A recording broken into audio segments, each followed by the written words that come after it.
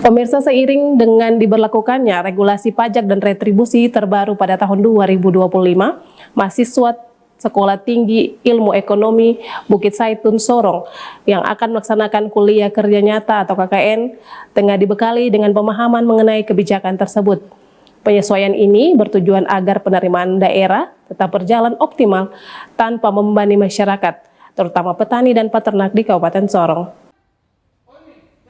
Ketua Lembaga Penelitian dan Pengabdian Masyarakat STIE Bukit Saitun James Kastanya menyatakan, mahasiswa KKN akan diarahkan untuk membantu sosialisasi kebijakan pajak dan retribusi kepada masyarakat. Langkah ini diambil agar masyarakat mematuhi kebijakan pajak mereka sekaligus mendapat manfaat dari kebijakan tersebut. Menurutnya, kami ingin memastikan penerapan regulasi ini tidak justru menyulitkan petani dan peternak. Karena itu, mahasiswa KKN akan menjadi jembatan komunikasi antara pemerintah dan masyarakat dalam memahami aturan baru yang mulai diterapkan tahun 2025 ini. Pajak dan retribusi daerah merupakan salah satu sumber pendapatan penting bagi pemerintah daerah dalam membiayai pembangunan serta pelayanan publik. Namun, seringkali regulasi baru menimbulkan kekhawatiran di kalangan masyarakat, terutama mereka yang bergerak di sektor pertanian dan peternakan. Oleh karena itu, STIE Bukit Saitun berkomitmen untuk membekali mahasiswa dengan wawasan yang memadai agar mereka dapat memberikan pemahaman yang baik kepada masyarakat setempat. Dasarnya bahwa nanti teman-teman setelah pembekalan mereka turun ke lapangan, mereka akan lihat dari sisi pertanian, peternakan, ataupun UMKM, koperasi. Di situ kita akan melakukan fungsi-fungsi peningkatan kapasitas para petani atau masyarakat di situ untuk bagaimana mereka dari sisi ilmu kita, 3 prodi ini, manajemen, akuntansi dengan pembangunan, kita mau lihat bagaimana penguatan-penguatan yang ada kaitannya dengan membuat laporan keuangan sederhana, kemudian bagaimana mereka mempromosikan dan bagaimana mereka mendapatkan penghasilan yang bisa mereka simpan. Nah, kaitannya dengan regulasi atau peraturan pemerintah, kaitannya dengan hal-hal yang berkaitan dengan memberikan para petani atau peternak untuk ada kompensasi atau pajak atau apapun yang mereka berikan kepada negara, dalam hal ini Kabupaten Sorong. Itu pun kalau besok kita dapat informasi tentang kondisi itu, maka regulasi itu juga teman-teman dari KKN ini bisa melakukan fungsi penyampaian kepada masyarakat dan prosedurnya seperti apa dan apakah terlalu mengikat atau membuat masyarakat bisa positif dengan kehadiran regulasi itu atau tidak.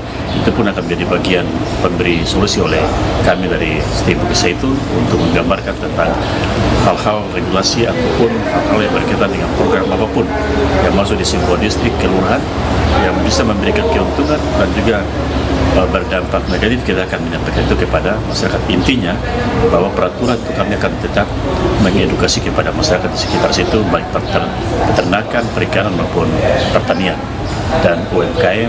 Kita juga dengan para pengusaha-pengusaha yang ada, pengusaha kecil di situ, kaitannya juga dengan bagaimana mereka harus membayar pajak, bagaimana mereka harus membuat laporan tentang pajak, karena ini merupakan masalah awal yang kita sudah ketemukan lewat penyampaian oleh Perindako bahwa masih perlu diberikan peningkatan kapasitas menyangkut laporan-laporan tersebut.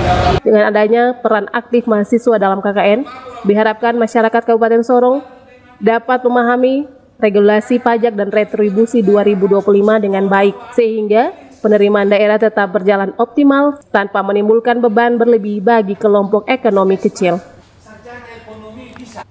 Semi Venjalang, CWM Channel.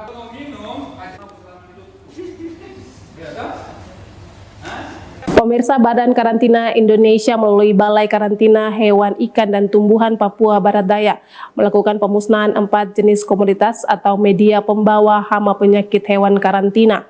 Pemusnahan dilakukan karena media pembawa tersebut masuk tanpa disertai dokumen kesehatan dari pihak daerah asal. Hal demikian sangat disayangkan Sugeng Prayono selaku Kepala Balai Karantina Hewan, Ikan, dan Tumbuhan Papua Barat Daya menjelaskan, karena komoditas yang dimusnahkan bukanlah jenis yang dilarang pemusnahannya, ia berharap dengan hadirnya perwakilan dari Dinas Pertanian Kota Sorong sebagai saksi pemusnahan. Rekomendasi pemusnahan menjadi perhatian. Pemusnahan media pembawa dilakukan sesuai dengan standar untuk memastikan tidak menjadi sumber penyakit. Ayam dan burung disembeli terlebih dahulu, kemudian dibakar bersama dengan telur dan hati ampela serta dikubur. Sugeng berharap masyarakat, khususnya pelaku usaha yang akan memasukkan hewan atau produk hewan ke Kota Sorong maupun Provinsi Papua Barat Daya dapat mematuhi Undang-Undang Nomor 21 Tahun 2019 tentang karantina hewan, ikan, dan tumbuhan, serta peraturan lainnya yang terkait. Media pembawa yang dimusnahkan terdiri dari 60 kg hati ampela, 1 ekor ayam, 384 kg telur ayam, dan 2 ekor burung merpati. Seluruh media pembawa tersebut sebelumnya sudah ditahan oleh petugas karantina Papua Barat Daya yang bertugas di Pelabuhan Sorong. Anggreni Sumbung, CWM Channel.